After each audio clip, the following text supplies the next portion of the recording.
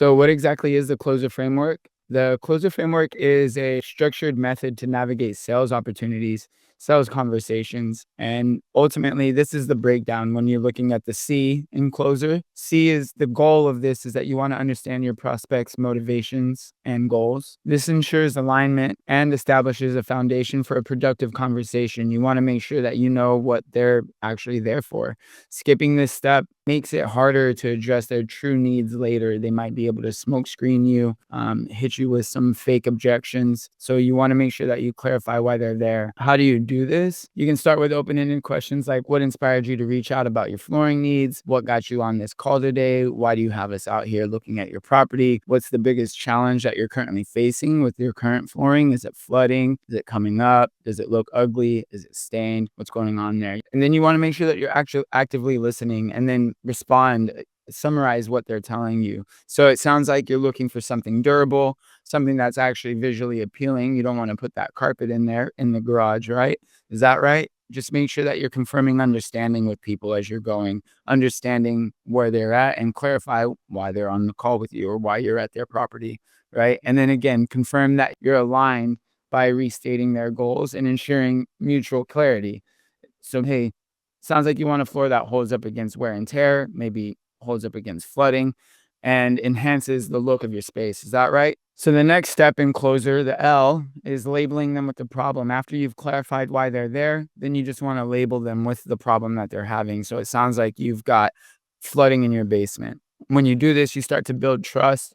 You're validating their concerns, and it makes them understand that you understand what is going on. Skipping the step, it makes them feel like they're misunderstood, that you don't even really know what they're looking for. If they had a flood in their basement and you never even talk about that, they're probably not going to go with you because you're not addressing, you never clarified why they're actually there. But labeling is really important because sound like it makes them understand that you understand what their actual problem is. And if you don't understand what their problem is, how are you going to help them? You just want to make sure that you're positioning yourself as someone that knows what's going on, basically, as an advisor. We specialize in helping homeowners like you solve these exact problems with durable custom solutions. That's a little bit generic, but sounds like we specialize in helping homeowners fix their basement so they don't have to deal with flooding problems no more. If you're in an area that has flooding a lot, you probably know about this, but also a huge thing, this alone will change the game for you, but you just wanna look at ask them what they've tried in the past, overview the past pains. We installed carpet a couple years ago. We had to pull it up. We had to pay for that to get installed and pulled out. Then we tried to just leave it bare concrete, and then it flooded, and now we're just waiting for an option to help us out. And that once you have that information, then you'll be able to really dig deep and position your service as, hey, you'll never have to deal with flooding again. You would only be able to say that if you asked them what was going on with their project. You want to explore their past challenges or failures, even with their floors in specific. This helps highlight the urgency for a solution, and it allows you to better understand what hasn't worked for them before.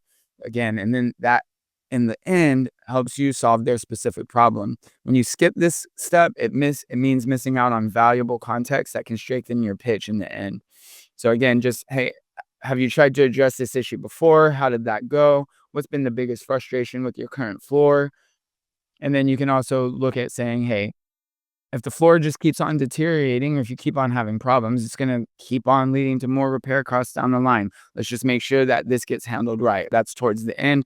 You can position your service as the vacation, which is actually S, how they're not going to have any more problems anymore. Your solution is the ideal path to solving their problem and achieving their goals and never having to stress about the floor. No more high repair costs down the line of redoing the floor multiple times.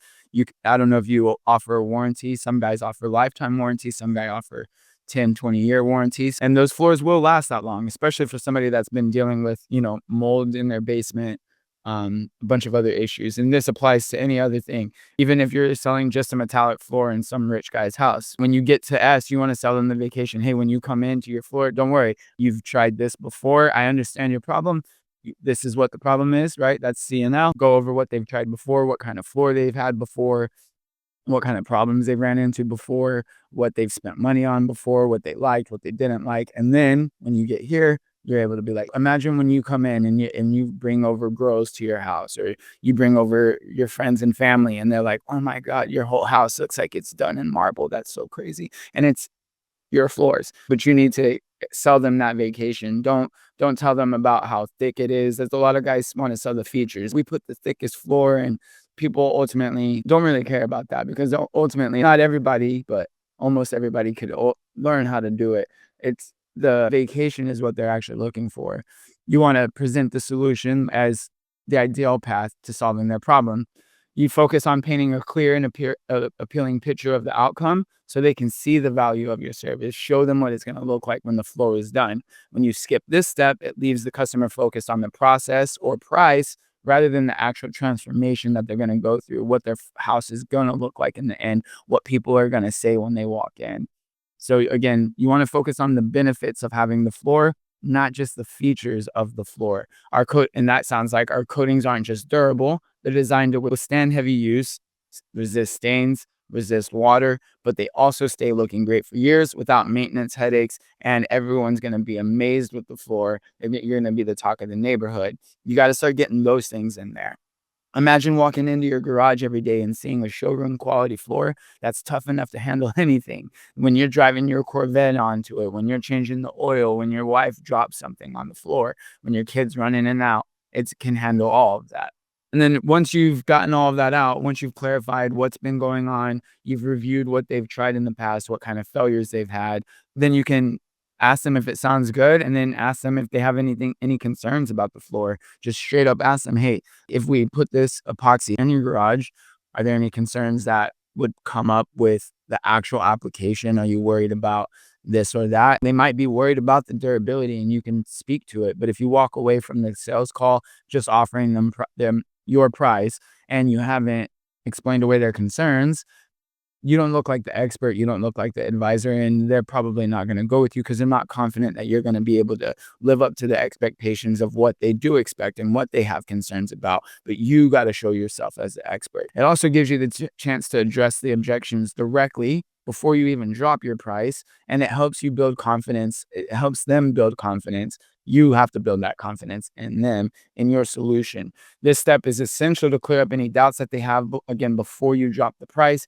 and it helps the customer feel secure in their decision once you do drop the price. If you skip this step, unresolved concerns can prevent the client from committing to you, even if they're otherwise interested. Again, if they're worried about the durability and you've never addressed it, even if you're offering the cheapest price, they're still worried about the floor before they even get it, right? So I hope that makes sense to you guys. And so what you can do is just proactively ask, again, what concerns or questions do you have about moving forward with this project? And then you could also say, if they tell you that, hey, I'm worried about the cost, you can say, hey, I know that the cost might be high up front, but our coatings do last 3 to 4 times longer than cheaper alternatives like vinyl or carpet. And in the long run, that's going to save you money, especially if they're dealing with problems like flooding. If you put carpet down there and it floods next month, you're going to have to redo it. You don't want to have to do that. So that's why asking all of these questions is so important. And then ultimately, once you've explained away all their concerns, you should be able to drop your price and tell them, hey, well, for this square footage, it's going to be $6,000. And hopefully at that point, you've already gone over all of the concerns, and they would have told you about their wife. And you can tell them, hey, well, what if your wife was here and she loved the floor, she loved the flake that you picked, and the price is right? Would you guys be ready to move forward?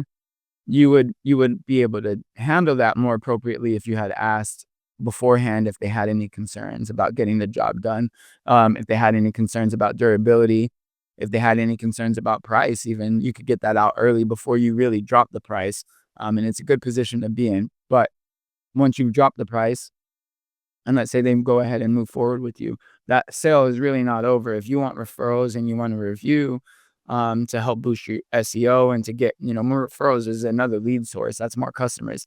Once you've sold them and you've sent them the final estimate, you still need to keep on going. It doesn't stop once they agree. It continues with ongoing reassurance and follow-up. You don't want to just leave them hanging until the day that the job is due and you go to do the job and haven't said anything. With Never Stop, we actually automate some follow-ups that provide them some value before the appointment. Sounds like it might be pointless, but the sale isn't over yet. you have sold and you've signed the contract and you've collected the deposit and they're on the schedule, but that job is not over yet and the sale's not over at that point. And also you still need them to pay you the final amount of money, one, but you also want them to be engaged enough. The transaction really comes down to they're paying you and you're doing the floor. So then when you go and ask them for a review, that's kind of extra. And you want to make sure that you're presenting yourself as an extra company that's worthy of an extra action that they'll be taking on top of the original transactional agreement. So you want to make sure that even after the sale is closed, before the job is done, that you're still providing these people with value, providing your customers with value, checking in with them, reminding them that you're going to be there, make sure that they're prepared for you to be there. So that way they're not surprised, needing to move things the day that you get there. That will upset people and they're not going to leave your review from that. That the review process and the referral process is a matter of the entire process, not just the sale and doing a good floor. When you skip this step, you risk buyer's remorse. They get upset. They don't want to pay you that last deposit. That's what I was mentioning earlier.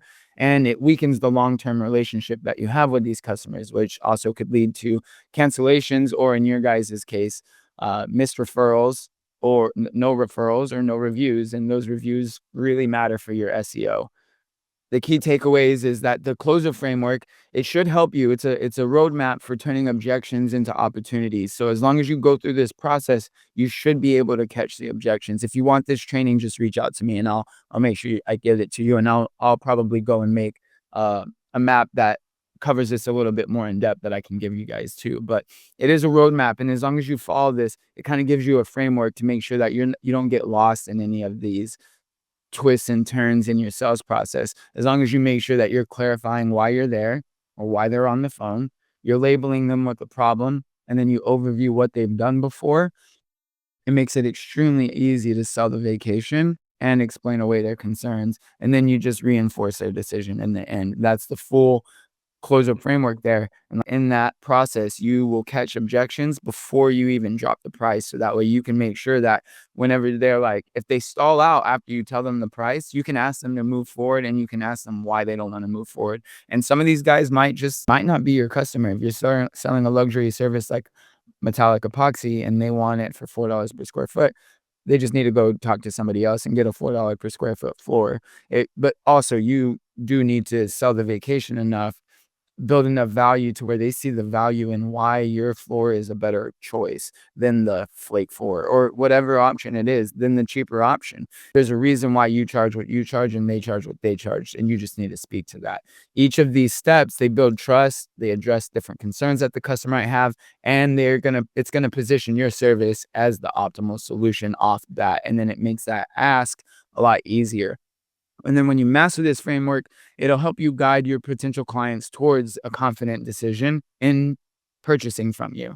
And then also by mastering this framework, you can have something to lean on in your sales process. You won't get lost in what steps you need to do to close the customer. So now we're going to go over some practical examples and some role play scenarios that'll help you refine your approach and make the framework second nature to you. All you got to do is just remember closer. That's all I do. And then just make sure you're hitting each of those points. So again, that's why I said you can reach out to me and I'll make sure I send this over to you just so you can study it. But again, it just comes down to clarifying their needs, understanding the prospect's motivations and goals, identifying problems that they're having, articulating the specific issues that the prospect faces, what they've tried, what's been going on, what's wrong, what's happening, right? See what else they've tried. I skipped over there a little bit, but you just want to examine the past challenges that they've had to highlight urgency. So that way you can sell your stuff better. And then you present your solution as the best solution, a compelling vision with all of the benefits that they want, all of the things that they want, all of the things that they didn't like about the carpet. You just want to find out all of these questions, overview as much pain as you can. So that way, when you go to sell your solution, you can tailor it directly to that. And then again, when you go to pitch it, you're directly resolving any objections or doubts before you even drop the price. And then you can go and drop your price. And then you've already spoke to the value, addressed all of these concerns. It's either going to be the product is horrible or your price is too much. And you'll be able to speak to either one and work out deals with them from there and start leveling up, increasing your close rate. So after you've clarified after you've labeled them with a problem, after you overviewed their past pain and you sold their vacation, you need to explain away their concerns. And price is often a surface level objection that you're going to get. It's probably one of the more common ones.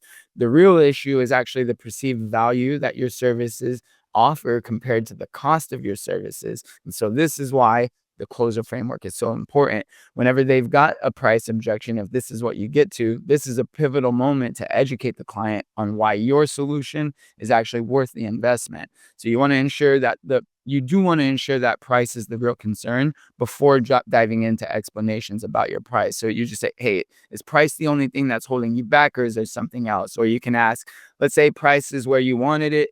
Let's say the price is where you wanted it for this level of work that we'll be doing. Would you be ready to move forward today? If they say yes, then you can proceed confidently and focus on the value proposition, why your price is so high, and then maybe even cut them a deal. If they haven't told you that it's the price, don't be cutting them deals. And then you might want to speak to what's the difference between cost and price. You need to help them understand the difference between costly and expensive and why your service represents long-term value. You can explain that expensive means paying for something and paying more for something that doesn't meet expectations, while costly reflects a perfected craft that ensures long-term performance. So you're not expensive, you're costly. Do they want something cheap, or are they looking for something good? You're not expensive, you're going to deliver. It comes with a price tag. Or you can flip the question on them. Would you rather invest in a floor that's crafted for perfection or risk needing repairs because corners were cut? And then you just reinforce their decision again. Cheaper isn't always better. Our solution provides better value by delivering quality that lasts for years, saving you money in the long run. And then you can also highlight the risks of budget contractors and just show them the pitfalls of settling for somebody that's cheaper. Budget contractors, they're often cutting corners to reduce costs, and they use subpar materials, or they're skipping steps like concrete prep in their process. And I've seen projects done with Sherman-Williams kits that started peeling within a year. Our system is designed to last. Giving you peace of mind is another thing that you can say. You can also ask them, have you ever had a project done cheaply that ended up costing more in the long run? How many times did you have to redo it? If you're doing the floor, our quote's 4,000 for this square foot.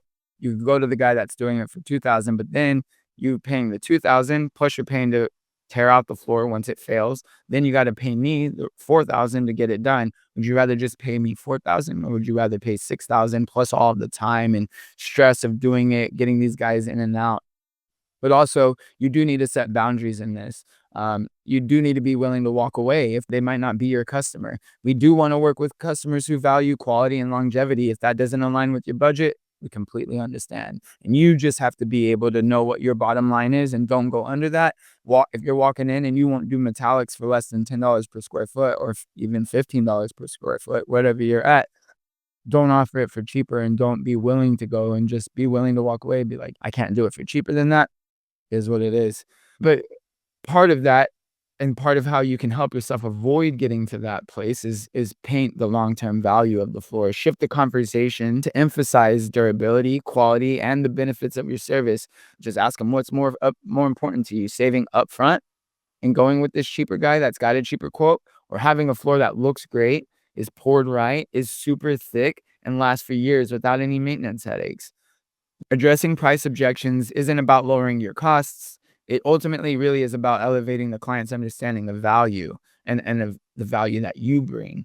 By framing the conversation around cost versus price and highlighting the risks of going with budget options, you ultimately are going to position your service as the superior long-term investment that they're going to want to make. So how do you address all of these price objections? Again, just a quick recap. You want to clarify the objection, make sure that you explain the difference between cost versus price, highlight the risks of going with a budget contractor, and make sure that you've set boundaries with yourself so that way you can maintain your own integrity and your own standards of service. If they want a cheaper quote and you're going to have to cut corners to do that, and you don't want to do that for your business and you want to maintain a good reputation, then you'll just have to explain that. But you have to have those boundaries within yourself as a business owner before you go into these conversations. Another big objection that people might have is just trust issues. Maybe they did do the floor already and they've had a bad prior experience with contractors or other contractors that have burned them. Maybe not even with flooring, but just they paid them they didn't finish the job, they didn't do it right, they weren't happy with the end. So this is something that you could address if they're telling you, I don't know if I just can trust you, which really should not be happening. But hey, just turn it on them again. If all of your concerns were addressed, would you feel ready to move forward? And if they say no, then you can dig deeper. What's the biggest concern that we need to address here? What's going on? And I hope that that just shows you how you would actually handle that. A lot of you guys should not be dealing with this trust issue, but this is just an example of how you would go about processing that. Again, if they say no, just say, hey, what's the issue? What's stopping you from moving forward? Really, that's the big caveat here. And then once they're like, I'm concerned about how the metallic is gonna look in the end. Sometimes that will happen.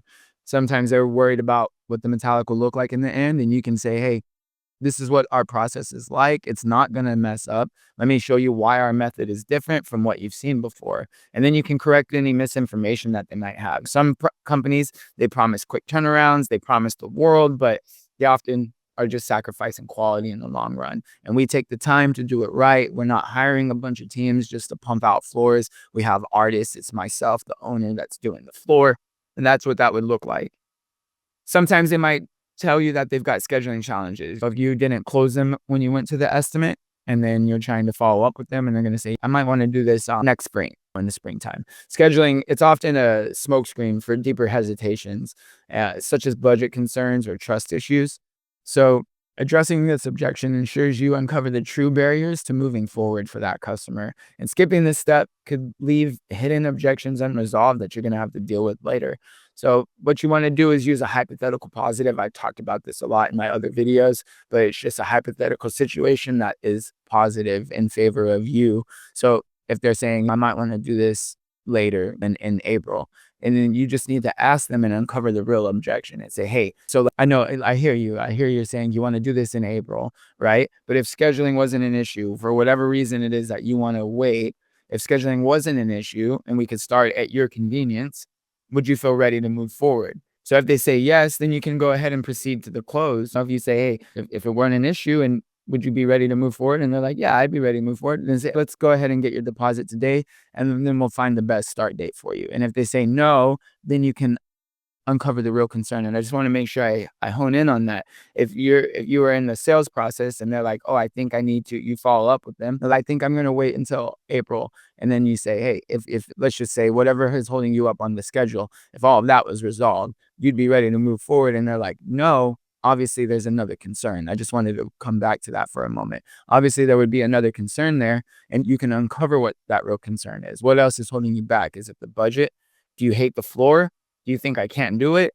Or is it the price? And then if it's pricing, you can always, or if it is their schedule, if they say I'd be ready to move forward, then get their deposit, and then you can just let them know, hey, we can always change this if you give us enough time, 30 days. Another really big one is third-party decisions. This is a big stall that a lot of customers will use. When your customer is deferring to a spouse or a business partner, they actually might be hesitant themselves. They're just using that as a cop-out. Addressing this objection helps reveal their real concerns that they have at heart. So again, you want to use that hypothetical positive and say, hey, if your partner were here and they loved the design and the price was right, would you be ready to move forward today? And if they say yes, then you can say, hey, then what do you think they'd love most about this design? This will reframe the conversation towards a positive note. And if they say no, then you get the opportunity to actually uncover the real objection. He's like, what do you think that they would be concerned about? And then if they're like, oh, they'd be concerned about the floor and the design, you can send them some photos so that way they can show them and have a conversation. Make sure just cover all of the details so that way they know for sure and can explain everything to their partner and make that decision. If they do say that they would be concerned about the price still, then you can go ahead and handle that objection there. They don't need to go talk to their spouse if it's all about price. So again, a hypothetical positive or a hypothetical agreement, this is going to reframe the conversation positively. If they were here and they loved it, what would you do? And it helps you uncover the real issue. So no matter what objection that you're dealing with, you want to clarify the objection. Is it the design, the durability, or something else that's holding you back? And then you also might need to educate them a little bit. They might not understand the value of a high quality epoxy flooring job. And so then you need to position yourself as the guide in making that informed decision. They say most people just see a floor. You could say most people just see a floor and a price tag, but here's why the materials and process matter so much. So again, you want to use hypothetical positives in your objection handling. Frame objections in a hypothetical scenario that leads to a positive resolution. That will sound like, again, let's say the scheduling lined up perfectly. Would that make this project feel like the right choice for you? And ultimately, you just need to know your value. Confidence in your pricing and your process shows clients that they're working with a professional. Be willing to walk away from clients that are looking for the cheapest option because that's just not you. And if you want more details on how to handle objections, just message me, join my group, DM me on Instagram, and you can get a free copy of the objection handling roadmap for epoxy flooring companies. And in that roadmap, I give you a map of how to actually handle all of these objections. And there's a bunch of random ones, and I'm always adding to it for you guys. So whenever you're talking to your customers, you just want to make sure that you're deploying empathy and understanding. You need to build trust and rapport by showing genuine concern for your client's needs and priorities, and acknowledge and validate what's going on. I completely understand why that's important to you. This shows the clients that their concerns are heard and valued. And this is a big part of sales, is just making sure they want to feel heard. That's it. Even when people have grievances too, you can stop bad reviews just by getting in front of them and making the client feel heard. Just a little tidbit that out there. And just put yourself in their shoes. If I were in your position, I'd want to make sure this investment lasts for years to come, not have to do this over and over. What would you want to do? Clients are more likely to trust and engage with a professional who demonstrates care and understanding. So this being caring and being understanding of this situation is going to help you close more jobs.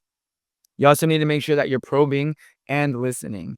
You need to identify their true concerns or motivations behind their objections, while also encouraging them to share more about their needs and preferences. So again, you need to ask open-ended questions. What options are you considering for flooring? You need to get a list of, are they looking for tiling? Are they looking for hardwood? What is going on? And you need to encourage detailed responses that provide insight to their thought processes. So that way you can speak to this. And if they're like, I hate the carpet, you don't want to say something that selling your product about something that they hate from something that they've tried before.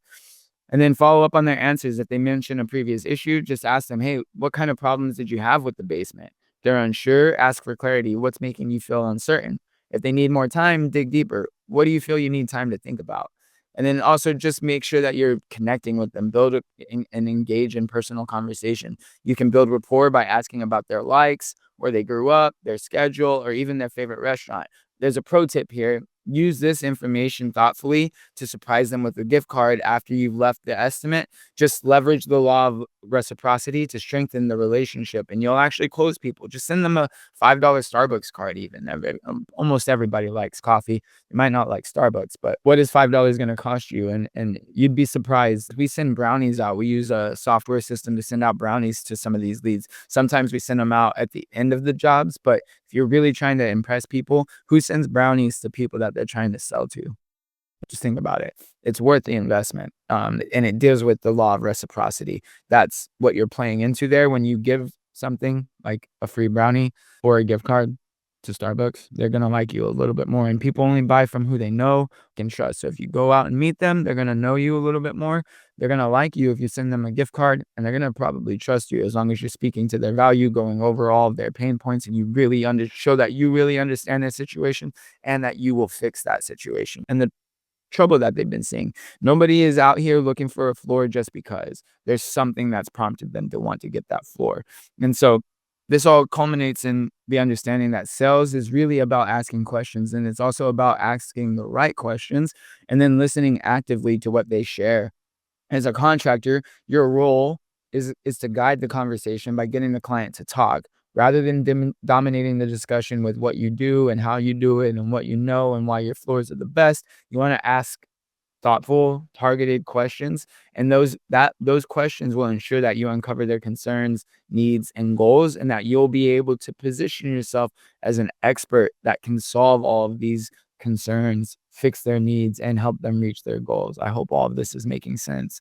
So you just want to ask open-ended questions, follow up on those questions with answers, follow up with those questions, and Show them that you know what you're talking about. Engage in personal conversation, be relatable, talk about random things, talk about experiences that you've had yourself, and then listen to what they're saying. And then that'll lead you to ask more open-ended questions. That'll lead you to more information that'll help you in your sales process. So again, sales is all about asking the right questions. You need to be talking a lot less and asking a lot more questions and listening to them.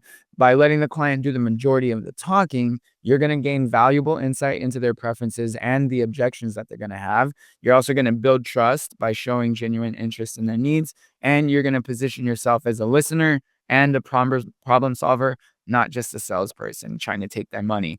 This approach is particularly effective in flooring sales, where understanding the client's unique requirements and creating a tailored solution is key to earning their confidence. And then that's going to help guide them towards making a buying decision, which is buying from you. Mastering empathy, active listening, and confident delivery will not only improve your client interactions, but also position you as a trusted advisor.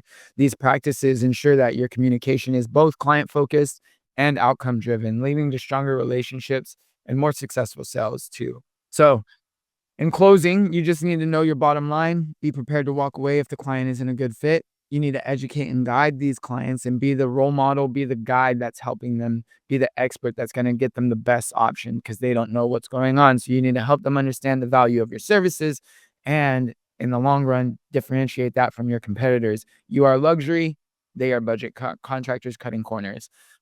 Then also practice using hypothetical positives. Use what if, let's say they were here. What if they were here and they loved it? Let's say that this guy was here and you needed this, or let's say that it was the right price. Would you be ready to move forward? Those things. Practice those scenarios so that way you can address these objections effectively and not get smoke screened by wives and husbands and price when that's not really the objection. They might even you need to discover the real objection that they're actually throwing at you. A lot of these customers are just going to lie to you because they don't want to make you feel bad. Um, that's the reality of it. And then you need to follow up. Following up is where most contractors flunk and lose clients to competitors who simply stay top of mind. That's the bottom line. They're just following up. Many sales are lost because the contractor assumes a no is final rather than seeing as an opportunity to revisit and nurture the relationship, provide more value in the follow up, explain why epoxy is better than these traditional flooring options. I write blogs and email those out and text those out to for my clients. But sometimes you can actually flip those no's, and you need to be putting in the effort. You paid for the lead usually. So if following up for some reason feels like a challenge, you can check out this training I have here, the fear of follow up. And in that, I dive deep into overcoming hesitation about follow up, feeling bad about doing it, feeling like you're a bother. And then also, you can use it to master the art of staying connected without feeling pushy. And a lot of that is just providing value. But addressing objections effectively, it's not about hard selling and being like, you need it. I've got the best floor. None of that. It's about understanding the client, clarifying their concerns, and guiding them towards a confident decision in buying from you. Again, I always have to add that part. By leveraging empathy, active listening, and the tools provided in this training, you can turn objections into opportunities. So the next steps for you is to go ahead and practice some role-playing scenarios and then implement the closer framework. Start applying the framework in real sales conversations. Remember, clarify, label, overview the problems, sell the vacation, explain away their concerns, and then reinforce their decision after they've moved forward with you. And if you want to look up more about the closer framework, again, I didn't make this up. I'm not smart enough to do that kind of stuff, to be honest. Alex Hormozi is the guy that created the closer framework.